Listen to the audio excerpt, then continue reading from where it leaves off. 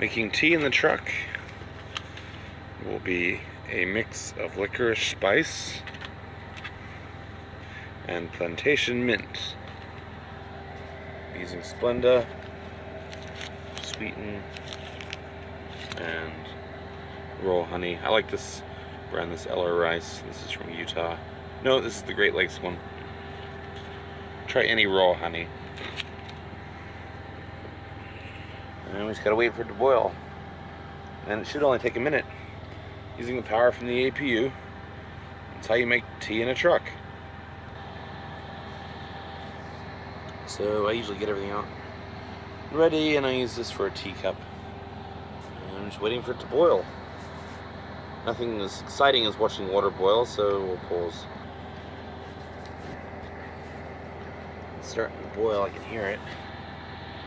So what I normally do is I stick those in the cup, so it's waiting. And people ask me how I get the mint and licorice tea. That is boiling now, you can see.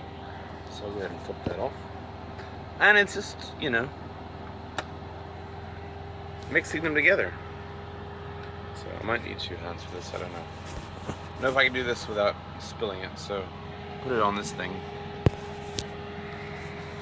here, which isn't the cleanest thing in the world, but that's okay.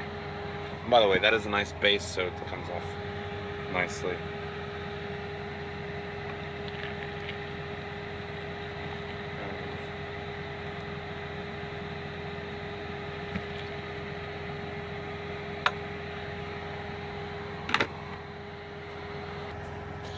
And then what I do, oh shoot, there's a tag going there. Hope not. I lost one of the little labels, but normally with me and tea, I use this hand. I do that for like 30 times, and then I let it steep by itself for another couple of minutes.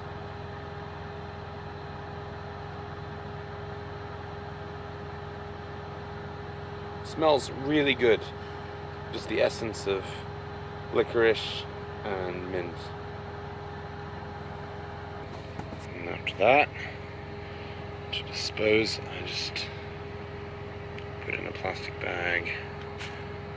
And then I like my tea sweet. 3 bags of Splenda.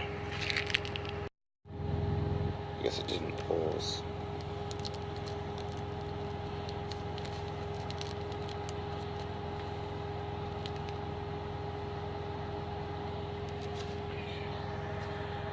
And